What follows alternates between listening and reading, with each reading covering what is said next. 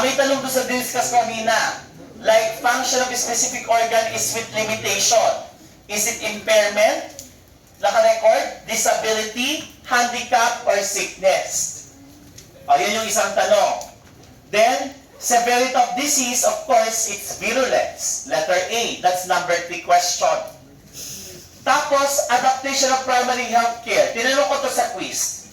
Number 8 question. Is it martial law, post-World War II, Aquino, or Ramos? Okay? Then, another questions. Data gathered from VitalStat. Is it direct data, indirect data, sample data, or collected data? Another question. For population composition, number 15, what data should be utilized? Is it demography, sex and age, fertility rate, or none of the above? Tama? Another question, number 16. Quantitative discipline deeply concerned with human condition. Is it A, demography, B, epidemiology, C, both, or D, neither? Okay? Then, ang daming mga tanong dito na mahaba na hindi ko maintindihan. Okay? Another question.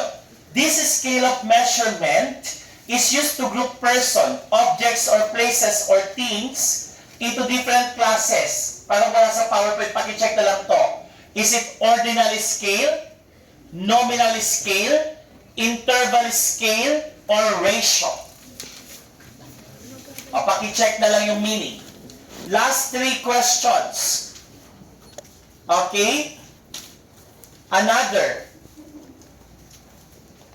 Refers to the number of deaths per 1,000 person in a year. Para madali lang to. Is it mortality rate, crude death rate, morbidity rate, or infant death rate? Person in 1 year. Dapat the question should be less than a year para maging infant. Tama? Okay. So, I'm going to check also. Pag may mga maling questions dito, like, halimbawa, ipa-plus ko na lang sa raw score. Okay?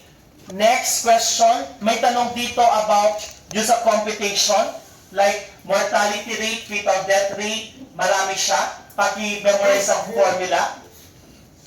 Then, yung mga local government code, ano yung devolution, anong RA yon. Tapos laws under Ramos administration except. So, halimbawa, is it RA 7394, RA 8172, RA 7432, or EO 39? Okay? May tanong about legalization of donation of donor blood or donor organ. Tapos, used when dealing with chronic condition. Di ba sinabi ko? I think it's prevalence rate. Then, we have local government code from national government to governors and mayors. Inulit niya lang yung tanong. Okay? Then, group numbers. Number 9 question, into ranges. Is it bar graph, scatter plot, histogram, or pie chart? Ayun. That's all. Okay? Madami naman siguro ako nabigay. More than 5. Tama? Okay. So, good luck. Your tentative schedule for CPH, I guess,